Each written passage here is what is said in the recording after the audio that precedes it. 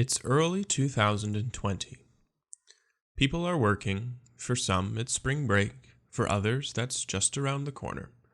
But life is far from normal. A viral pandemic is sweeping around the world with alarming speed. The virus, called Severe Acute Respiratory Syndrome Coronavirus 2, is commonly known as COVID-19, or simply the coronavirus.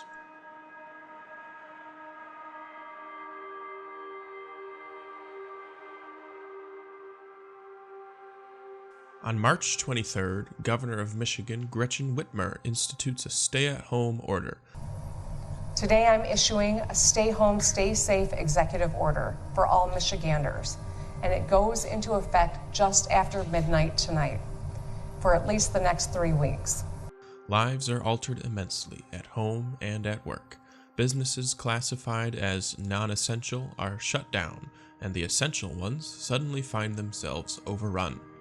This is just an example of one state. Eventually, the entire nation will end up stuck at home. Everyone is affected somehow. My daughter is not in school, my other daughter is not in daycare, I'm not going to work every day. My wife is still able to go to work most days because she's the only one in her office. I think it was March 17th, it was a Thursday. I might get that wrong or right. But it was I walked out of my classroom expecting it to be a just normal weekend for me, normal evening, and that was really when all of the things started breaking, and every 24 hours things shifted. It's more lonely because I was called Ace Hardware. It's my outing, like a social outing, basically. I'm a widow. My wife passed away about 2 years ago with cancer, and it gets me out of the house. Now that I'm not working, I'm home 24 hours a day, basically. Once busy roads and highways are empty. Playgrounds are abandoned. Stores closed. Some only temporarily, others permanently. Schools move to online education. Churches are forced to live stream services, though some still find ways to get together as a community. The church overall is going to have to find different ways of being the church, and we realized that before. Things are changing, and the church hasn't changed with the culture. This has kind of forced us to do things. Home churches, we knew were going to be the thing to take the church forward. And in some ways, the forcing of electronic church like we do now with Zoom Bible studies and things like that, that's going to change how the church interacts in the future, and probably for the better. As the virus ravages civilization across the world, everyone's minds jump to the hubs of people: New York, Chicago, Los Angeles. But just as lives there are being overturned, so too are the lives of the ordinary people in small towns across the nation. I think it's easier for a small town to kind of, it doesn't quite affect us on a large scale as quickly.